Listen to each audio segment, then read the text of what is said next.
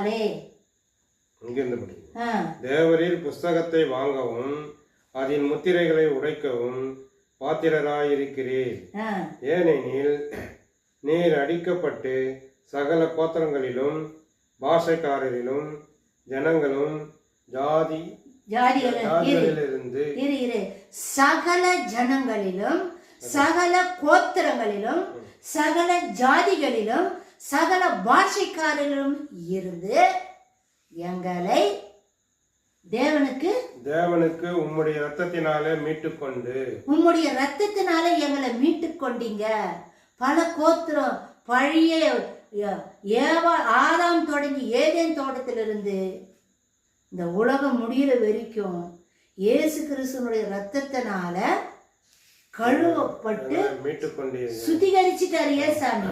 அப்ப பழைய ஏற்பாட்டு மக்களே சுத்திகரிச்சுட்டாருன்ற அர்த்தம். ஆனா உம்முடைய ரத்தத்தினாலே எங்களை கழுவி எங்களை சுத்திகரித்து எங்களை ராஜாக்களும் ஆசாரிய திருக்கூட்டம் ஆக்கினீர். உமக்கே எங்கள் தேவனுக்கு முன்பாக எங்களை ராஜாக்களும் ஆசாரியர்களுமாக்கினீர். நாங்கள் பூமியிலே அரசாளுவோம். நாங்கள் பூமியிலே அரசாளுவோம் அப்படின்னா 1000 ஆண்டு ஆட்சி இயேசு சாமி இந்த பூமியில வந்து ஆட்சி செய்யும் பொழுது பரலோகத்தில் இருக்கிற பரிசுத்தவான்கள் எல்லாரும் இயேசாமி கூட இந்த பூமிக்கு வருவாங்க. அந்த பரிசுத்த கூட்டம் இந்த பூமியை ஆட்சி பண்ணும்.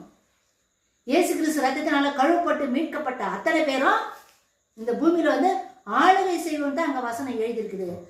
அப்போ பழைய ஏற்பாட்டில் இருக்கிற ஆபிரகாம், மோசே, எலியா, யோசுவா, தாவீது, எலிஷா, எவ்வளவு பரிசு. அப்ப அவங்க எல்லாம் பரலோகத்துக்கு போலியா?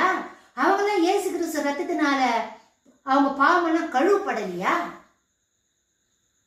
சோ எல்லா மக்களுடைய பாவங்களுக்கும் இயேசு சாமி பரிகாரம் பண்ணி முடிச்சிட்டாரு.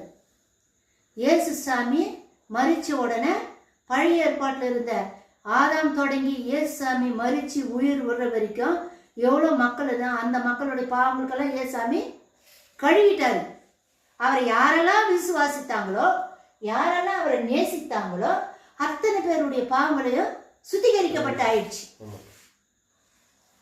ஏன்னா மேகத்தின் கீழ் அவங்க ஞானசானம் பெற்றார்கள் எழுதி இருக்குது. சோ இந்த 24 மூப்பர்கள் யார் அப்படின்னா பழைய ஏற்பாட்டில் இருக்கிற 24